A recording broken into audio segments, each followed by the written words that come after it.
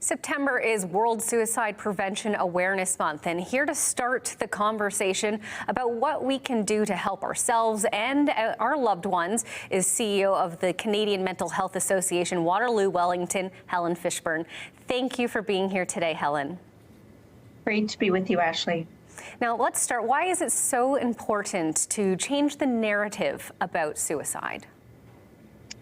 Yeah, honestly, it's a hard topic and issue to wade into. It's very difficult to see the people we love in pain and struggling, honestly, and to know really how to wade into that in ways that are helpful. Ultimately, that's what thoughts and feelings about suicide are all about, people feeling overwhelmed with the pain in their lives. And we know for these folks that they don't want to die, but they're honestly struggling to live. So it's dark and unsettling out there in our world right now. And you turn the radio on and the news, you see that, there's no doubt. And that's being felt right here at home, Ashley, across our community. We see that across our services and in our offices. And it's just something we really need to pay attention to. Now, speaking of paying attention to, what are some of the signs or behavioral changes in people to look out for? Well, honestly, language matters here. What words people are using to describe their life or how they feel about it. They could be joking or talking about suicide like in a very lighthearted way, but those are often, connected to much darker thoughts and feelings. They could be hinting that they won't be around, or they could be silent or withdrawn, sleeping a lot, not sleeping at all. Drinking more. I always suggest to people, just pay attention to your gut feeling. You know this person, you love this person in many cases, and you know how they normally behave. You also then know something is off. And I think it's such an individual response, and we want to pay attention in our gut when we know something is off. Very good point indeed. And I want to talk to you about having this conversation with children or youth in your life who might be experiencing overwhelming emotional pain. How do you tailor that conversation to someone who's a bit younger? Honestly, it's the principles are often the same regardless of age. You always, of course, want to tailor your language and tailor your approach to someone who is younger. But it really is just about, first of all, opening up the conversation so there's an opportunity to talk about it.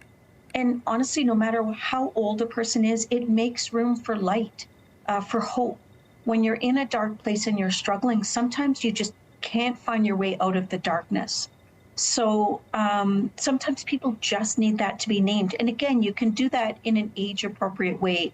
So with child and youth, you can just talk about they don't see themselves. They seem like they're struggling with something. Sometimes you can draw something. You can go for a walk.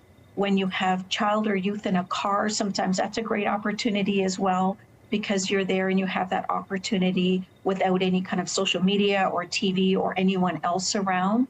But really what you're wanting to do, again, no matter what the age, is just be there to listen, to be present, to hold that space with that person without judgment, and showing that you care and support them. Honestly, you can't underestimate the value of that. And just, tailor that based on the age of the person that you're talking to, but it can literally be a lifeline. Very important indeed. Now, I want to talk to you about some resources and what is available to either yourself, if you yourself need assistance, or someone you love. So we have some really amazing courses here at CMHA that we offer. They teach you about warning signs, ways to support people. Again, whether it's your family member, a hockey team member, or somebody in the cubicle next to you at work, programs like Assist and Safe Talk are always available. We, of course, have our Here 24/7 and 988 crisis services, and we have resources on our website that you can access as well. But if you're worried about someone and you're not quite sure what to do, you can just call us at Here 24/7. We can help you prepare for this conversation and just, make you feel a little bit more comfortable in knowing the best way to approach.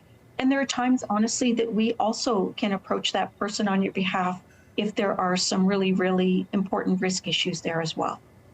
Such an important topic, and thank you for starting the conversation with us today, Helen.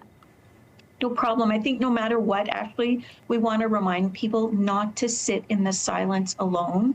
Just speaking up and reaching out, it can literally save a life. And thanks so much for the discussion today. Thank you. For anyone who has questions or needs help, you can call or text 988 anytime for free, and it's confidential.